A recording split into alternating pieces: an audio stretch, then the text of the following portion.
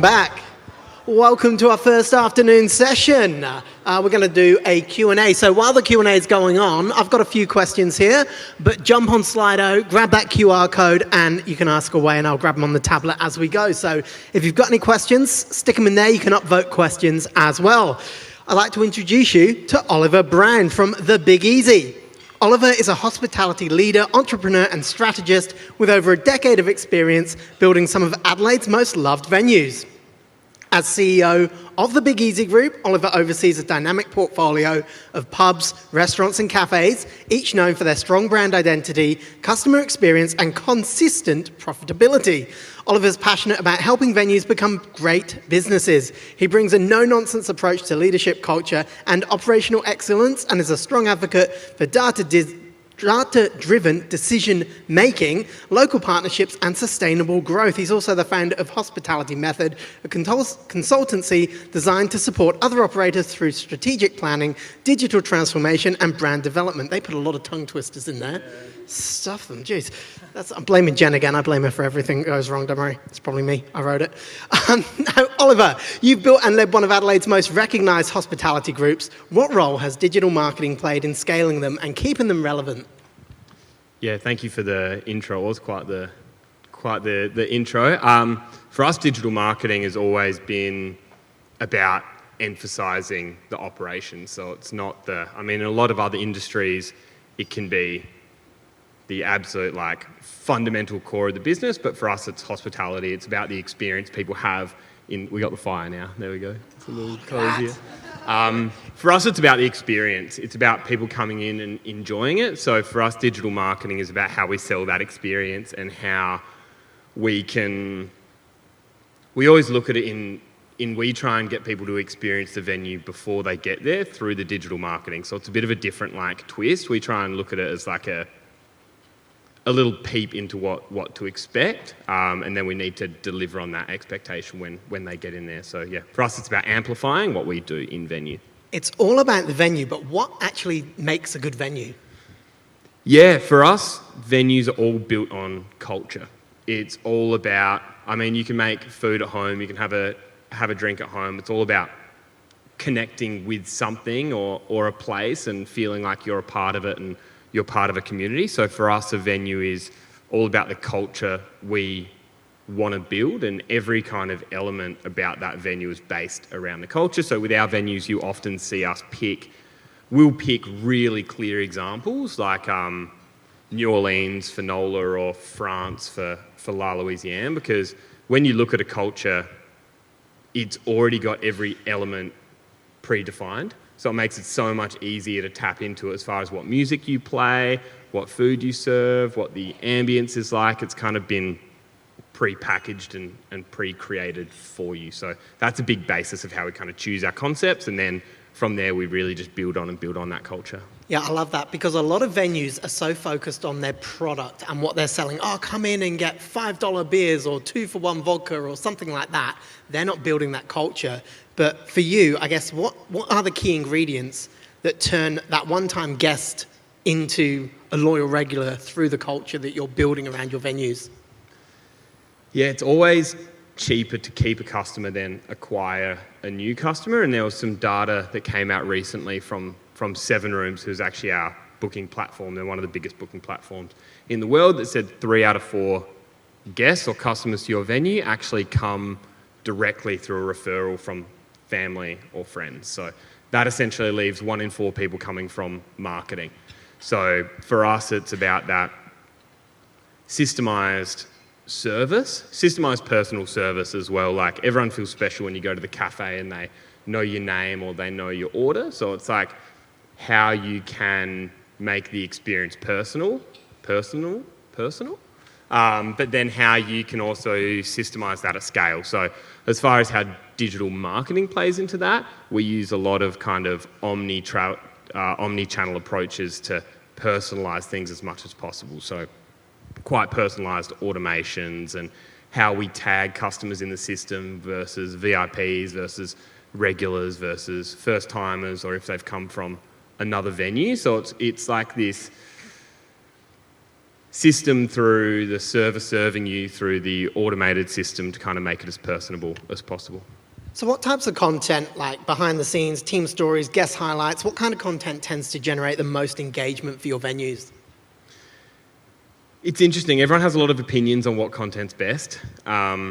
Chefs, and I don't know if anyone's worked with chefs or if anyone is a chef, but they're an opinionated bunch. But we've tried to remove as much as possible what we think should work, and we've tried to go completely as heavy on data and analytics as possible. So we'll dive into every post and we'll see what's performing and how it's performing, if it gets clicks and engagement, and then we'll use that to, I guess, dive deeper into the type of content we use. But I know there's a lot of marketers in here and everyone has an opinion on marketing, especially when everyone thinks social media is all of marketing. And free.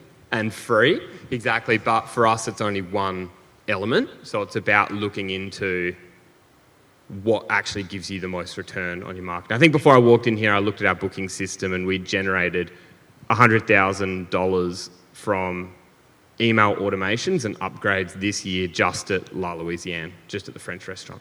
So that's all automated. That's all money we wouldn't have had come in the door just from that kind of automated system as much as possible. You talked about personalisation before. I know there's been a lot of research into the amount of personal points you put into an email when you're sending out an email list. Can you talk a little bit about that and how you personalise emails and how often you're contacting customers? Like, where's the balance between, yeah, cool, they're messaging me, and okay, these guys are annoying, I'm never going to go there anymore?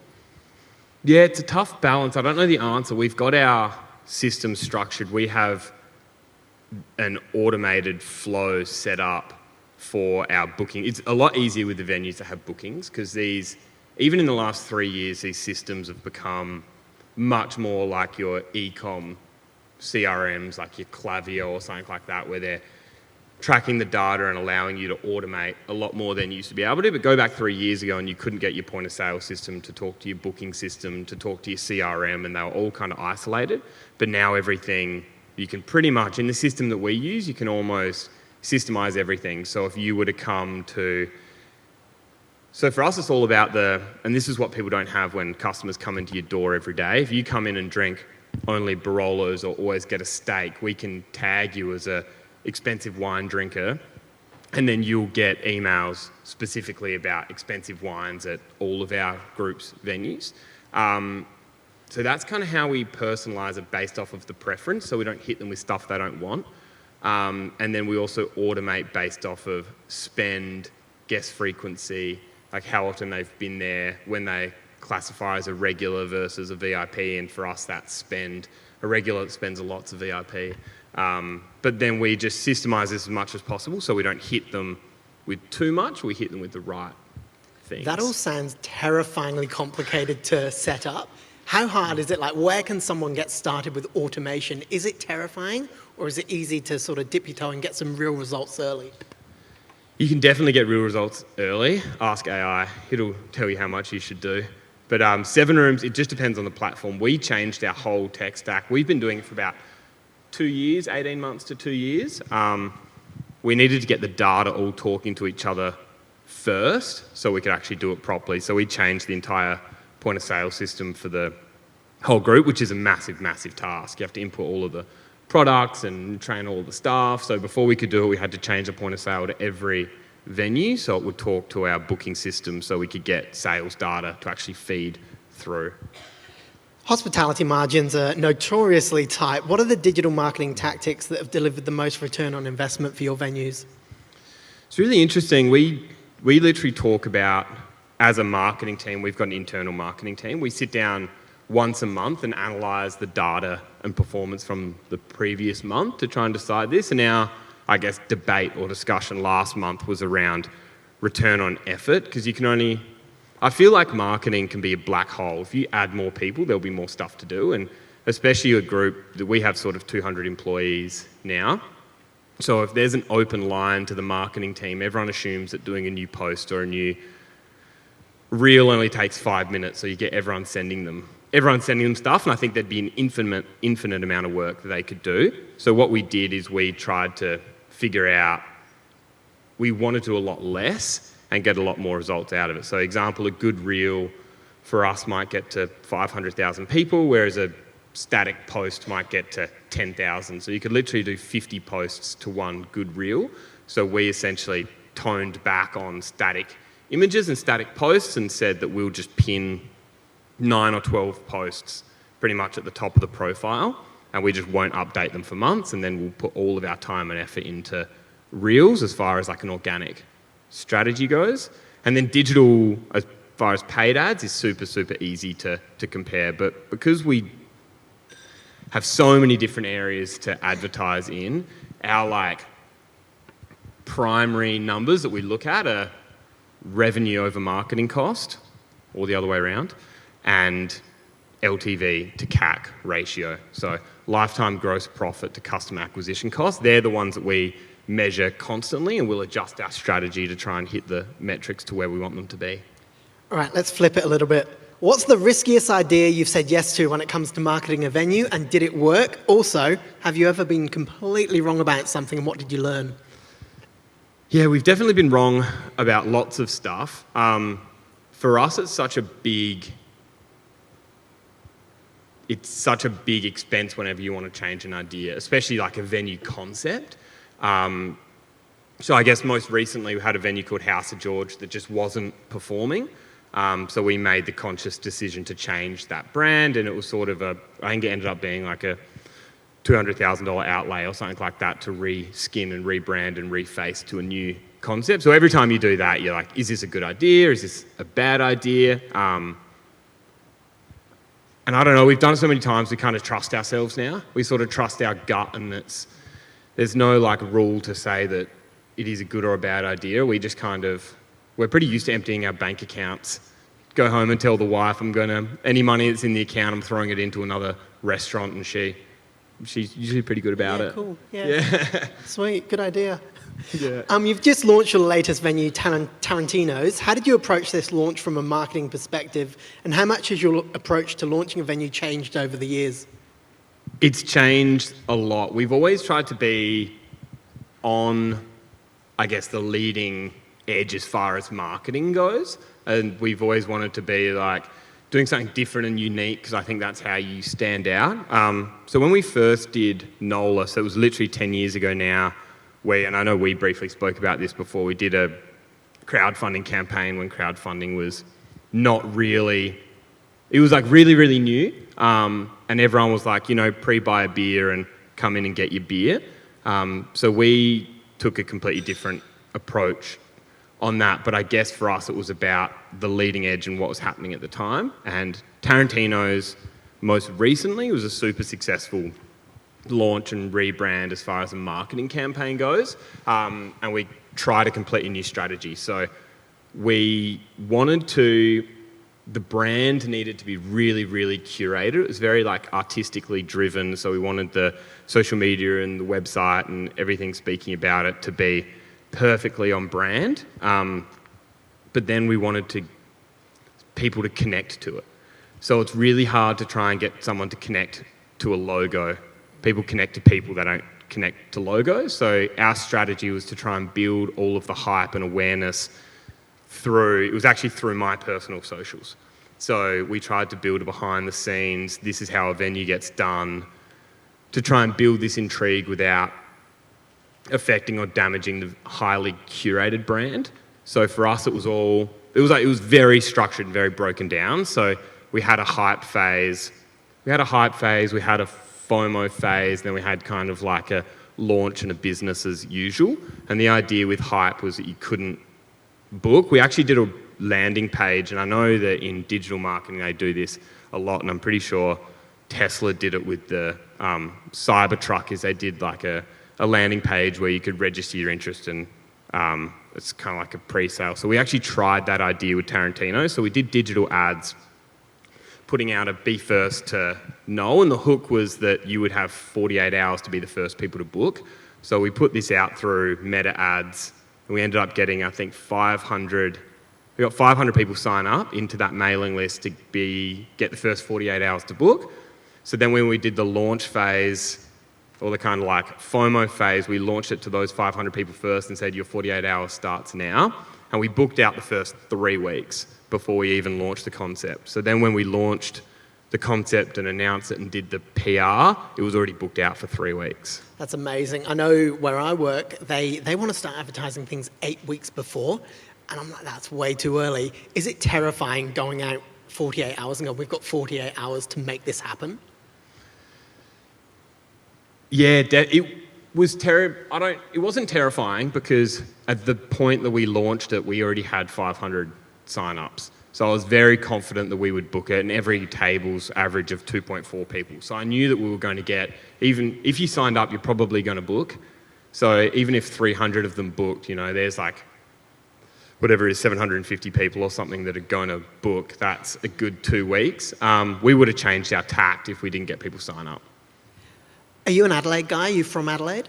Yes, I am. So I've got a question from Mahak. It says, how does building a restaurant brand in Adelaide compare to Sydney and Melbourne? Is the approach same or different? How did you approach it for Adelaide? It's very interesting. I've literally never worked full-time for anyone but myself. I did my first venue like straight out of uni when I was 24. I hadn't even worked for anyone else. So I kind of made it all up as we went. And I haven't opened anything interstate, so it's a bit hard to tell. But I know hospitality, especially at the moment in Sydney, is a different beast. Like, you go to Sydney at like 5 o'clock on a Tuesday in the CBD and everything's like got lineups already. So, I don't know. People say Adelaide's harder. Everyone says there's more quality venues and lots of them and oversaturated, but I'm not too sure. But you can make it work. Yeah, exactly. So you mentioned the shift from brand first to personality first content. Do you think owner presence matters more today than ever before? Massively. I reckon, as I said before, people connect with people, not with logos. And I think through TikTok, especially in the last 5 years, everything has become this authentic, genuine connection, and people don't want that perfect curated Instagram bullshit. And brands can definitely be that. So I think personal connection, and in hospitality is really about personal connection. So we try to keep our marketing that way as well. And when you walk into somewhere and they know your name or know your order, or we always say this to our staff, and I think with marketing being 1 out of 4 guests, staff and product to the other 3 out of 4 guests that come through the door, and we really want to emphasize those micro friendships. So we want to try and do that at scale through our digital marketing as well. It's like, how can we make people feel connected and involved and attached to the people and the brands, and not just think it's this curated conglomerate. What about working with influencers? Do you do much of that? And what's your take on the current situation with influencers? How's that going? I love influencers. About the ones that ask for free food when they rock up. They can have it. If they have 200,000 followers and they want a steak to do a post, I think people are so... And there was this huge thing, especially with traditional media a few years ago. I don't know if anyone knows John Lethlean from The Australian, but he had so much beef with these influencers, and he was like, they're just out sucking the life out of the industry, and they just want free food. And it's like, yeah, but they're also giving exposure to huge audiences for a very low cost. So I think it's so naive to turn your back onto them. They've also got, as far as connection, people are so connected to them and their brand and their personalities. So I think people are scared and maybe don't understand it, but I think you're pretty naive if you're not using influencers smartly. So do you reach out to influencers and approach them to do content with your venues, or is it something you wait for them to approach you, or how does that work? Both. It depends where we are in our marketing cycle and if we feel that we need them. It's an interesting one because they were like Tarantino's, for example. Every night I see someone tag in at Tarantino's that has 200,000 followers, 150,000 followers. We didn't ask them to come in. So I think if you have a good brand, it's a bit like PR versus paid marketing. If you have a good brand, people will jump on and probably give it to you for free. And if you can create an energy and a culture around being the place to be or somewhere to be seen, that you're just going to get them come in anyway. You mentioned before about creating that experience for people when they walk in. Do you have any systems set up where, if you go to the doctor pulls up your record and he knows a bit about your history? Do you have that? Like, do people scan something when they walk in and you see their favourite wine, their favourite food at the point of sale? Yes. So our booking system does that. It could probably be quite scary, and it's linked between all the venues as well. So now we've got all of our data and all our tech stack talking to each other. We can see exactly what you ordered last time. We can see if you like expensive wine. We can see, ideally, we want to know when your birthday is, or... So if I walk in on my birthday, you'll wish me happy birthday when you serve me? Is that... Only if you told me it's your birthday, but 100%. Is that a little bit... Like, do you ever get the backlash the other way where it's a little bit too intrusive for people? Like, how do you balance that? I went somewhere the other day and it asks for special notes, and it asked for a note, and I think it was my wife and I's anniversary. So I wrote anniversary. You remembered? Yeah. No, they didn't know. And they didn't say a thing. They didn't do anything. I'm like, don't ask a question if you're not going to utilise it. If someone doesn't want you to address it, they won't give you that piece of information. But I think people go to venues and hospitality to have an experience, to be served on, to celebrate. And I tell our staff this all the time. I'm like, you don't know why people are walking in the door. They might be coming to celebrate because they were a single mum whose only kids just finished high school and they've chosen to spend that moment with you, and then you're going to be grumpy or not acknowledge it, and they've got, their hard-earned money and they've chosen to spend that with you. And I think it's such a special moment and opportunity, and I think people can take themselves so seriously, and I think anyone in any industry can, but staff can be grumpy, and it's like, all you need to do is make someone smile. Like, that is your primary job. Like, you can make mistakes, it doesn't matter, but if you give them a good experience and make them smile, that's, to me, genuine hospitality. So I think everything has a nuance to it. You could freak people out if they walked in the door and you said, you ordered this last time, it's your birthday tomorrow, and, you came with your girlfriend, not your wife, for this dinner, Oh, you've dyed your hair. Yeah. No. That might be. We literally had someone that would bring a different date in every week. It would just be like the same night, different date. But we wouldn't bring it up, of course. That might be too much. But I think you can, and I think that just has a nuance of service to it. Some people don't want you to speak to them, and that's an art to know not when to speak. People obviously have strong opinions, especially in hospitality. How much does customer feedback play into your work? Massively. We had a staff member quit, leave, depart. They did coke in the storeroom, so they were going to have to leave anyway. But on their way out, they were like, I can't believe how much you care about the customer and how much emphasis you put on the customer. Like it was a bad thing. Disgraceful. Yeah, you actually care about the people coming in. And I was like so shocked, and I guess took it as a bit of a badge of honour, because it's something we've always wanted to instill, and it is the customer that dictates everything, and we'll always reach out. Like, we try and, go broke with generosity. I read it in nightly reports every day when I look at what happened in the venues the night before, and there's always something free being given out. Always, like, what did I read last night from La Louisiane? Like, a mix-up in the bills and the steak was late, so we gave them a creme brulee, to say sorry. And to me, that's exactly what we want to do. I don't care if it cost us $5, but if they've left happy, they're going to return. So I don't think you can take, and we'll respond to every single review. There's a feedback survey sent out to everyone that's dined, and we'll review everyone, and if there's an issue, we'll reach out directly to them. It sounds like you're cutting it off before it becomes a bigger issue. There's been a lot of talk over the last couple of days about managing Google reviews and one-star reviews and getting rid of one-star reviews. How about in that space? How do you operate there? We used to just reply to nothing. That was our stance. We didn't reply to anything. We wouldn't acknowledge it, and we'll just take it with a grain of salt and move on. We've definitely changed. We reply to absolutely every review in every venue now. And some instances, more than one instance, it's been a huge win for us to reply. We had a couple of years ago, someone wrote a review at one of our venues, Yes with George, and they said, like, it was a horrible experience. We hope the owner gets cancer, is what they said. So I remember calling our CFO, Adam, and being like, there's going to be $300 come out of the account just watch what happens. And what I did is I donated their entire bill. So I got the $350 they spent, I donated it to the Cancer Council and then posted it back as a response to the review. And it got like international news. Like it went insane. Like the views we got on it was out of control. So I think there's so many ways you can turn it to your advantage. And I think trying to be personal and bite back is the worst way. For us, we always take not the higher ground, but we definitely consider our response. I mean, I was just looking to see if Michael was in the room. I can't see him. He did a presentation yesterday, and he said he literally rocked up on someone's doorstep and said, "Why did you give us a 1-star review?" Yeah. Would you consider that? Is that a little bit too far? Yeah, it's a little bit too far, maybe.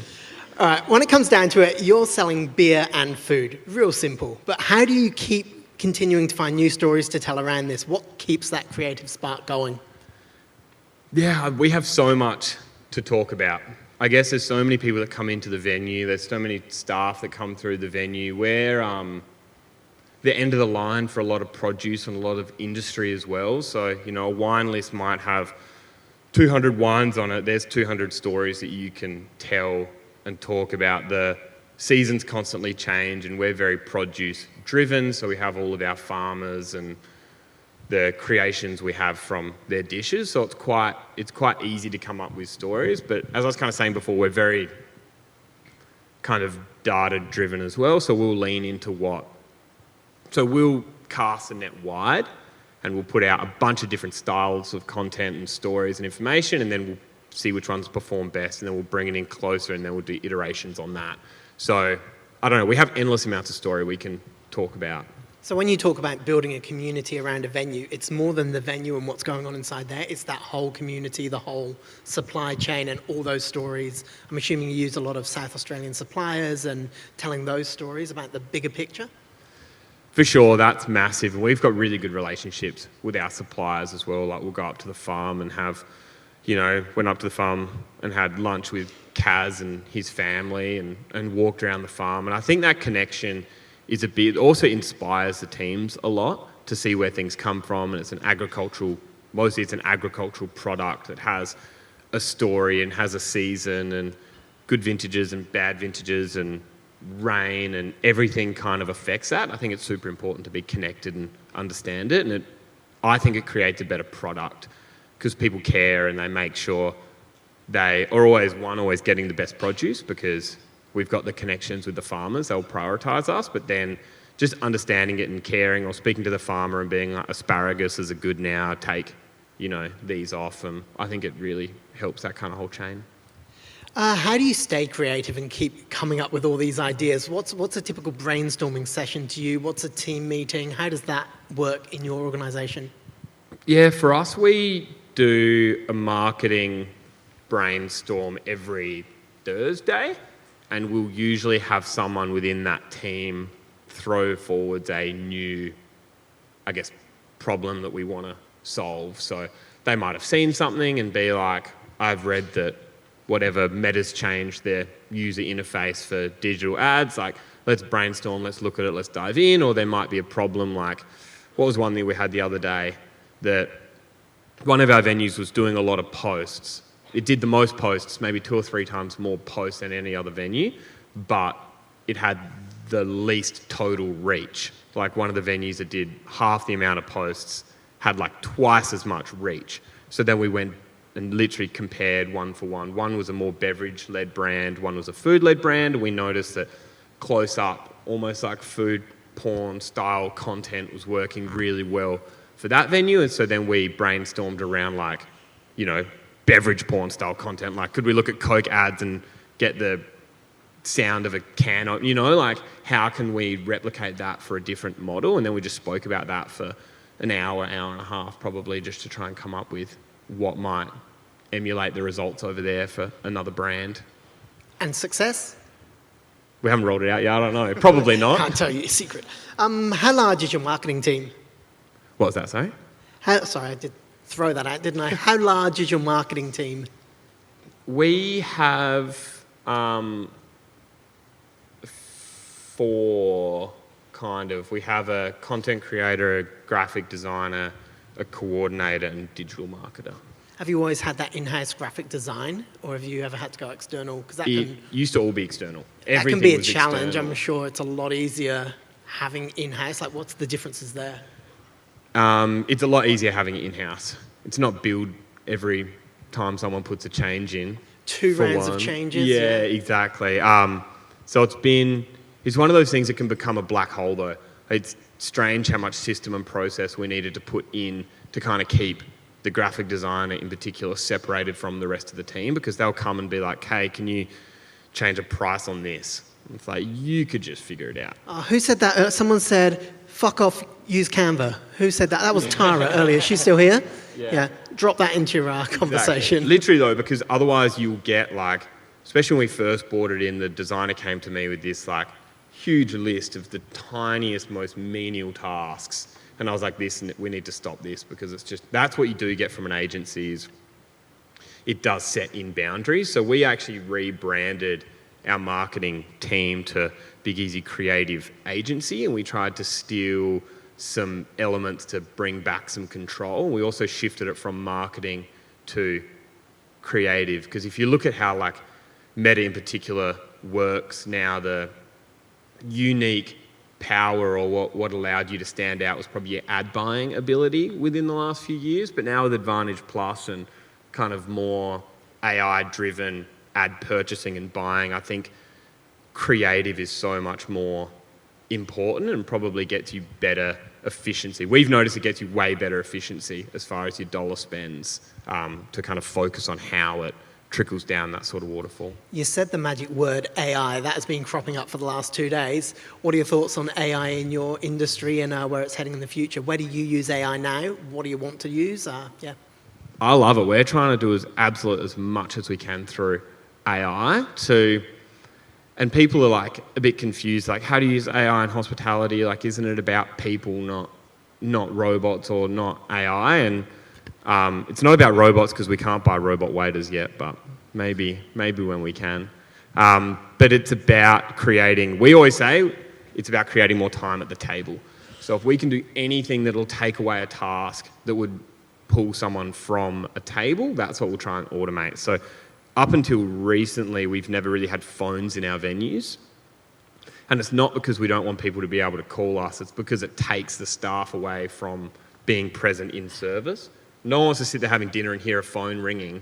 And then if you don't answer the phone or don't call them back, then you've annoyed that person on the other end. So it's how you can automate that customer communication when you're in service is a huge one for us. So you're talking like bots on your website, bots on social media to respond to those simple queries? Yeah, for sure. And there is quite a lot built in our booking system as well. Like it can do template replies to responses, and it can like aggregate text messages, and if you write back to say you're going to be late, it'll pop up into the booking system and then it'll have a draft reply there for you. But yeah, that's the perfect one. Anything that's like digital marketing, like like bots for Instagram, because you have Instagram, email, phone, messages, and there's all these different platforms. So we just try and automate and stream that, line that as much as possible. And it's worth the investment to set that up and do it properly at the start?